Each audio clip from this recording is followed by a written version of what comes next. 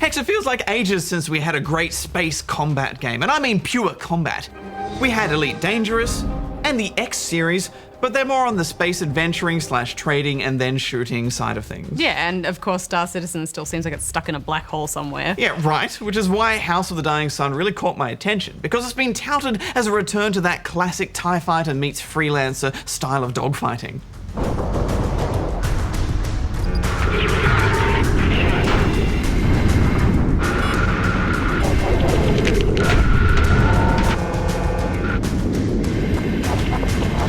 Now, we should mention straight off the bat that this game is still in early access. It's about $20 and only on PC, but Bajo, it feels like a finished product already, doesn't it? Yeah, it's so impressive.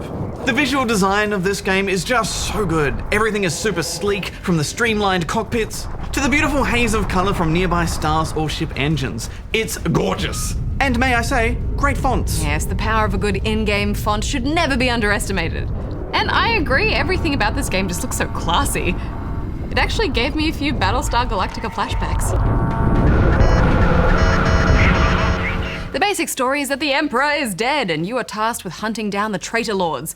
And that's about it really, you just go out and shoot some spaceships. Yeah, and sometimes I like a simple premise, Hex. But there is a bit of lore to find here and there if you want to go deeper. Even those great mission names are evocative of some kind of greater fiction.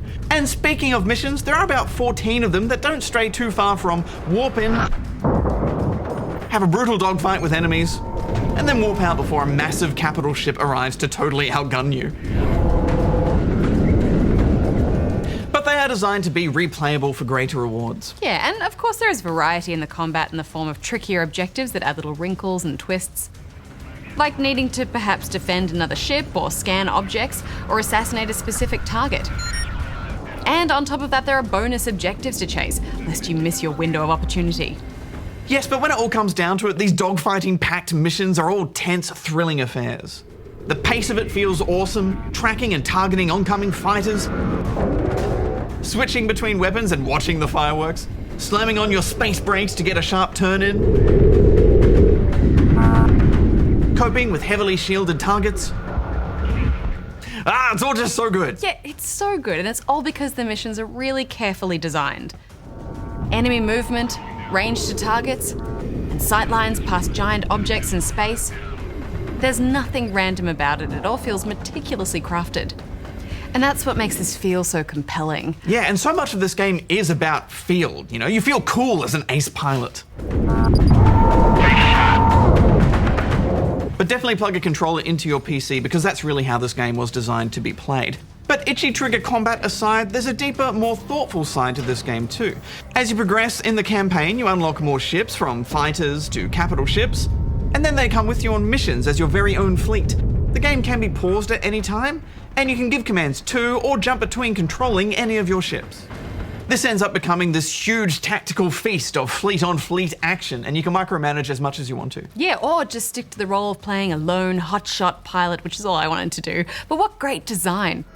I played this game on a regular PC monitor, but you can also play with the Oculus or Vive headset, which sounds amazing, although I suspect this one might be a bit of a stomach churner. Yeah, I wasn't game Hex. Let's see, you've got ships that can do a barrel roll and do sideways drifts, allowing you to shoot in one direction, move in another, and look in another. Hex, I salute the brave pilots that play this in VR because just thinking about it has given me the sweats. Yeah, well, I mean, as always, I think it comes down to the individual. Really cool that they've added that support, though. Yeah, absolutely. House of the Dying Sun is made by Marauder Interactive, but it's pretty much just one guy, Mike Tipple, who is an ex-Bungie dev. And that could explain why it feels so polished already. It's got AAA experience behind it. Yeah, and there's already a growing community rallying behind this game, which is generally a clear sign that what's here is already working really well. Absolutely. And you know, we don't normally score early access games, Hex, but I'm ready to score this now. What about you? Yeah, I mean, I think if you're keen on space combat games, you really can't go past this, so I'm giving it 4 out of 5. Yeah, I'm giving it 4 out of 5 as well.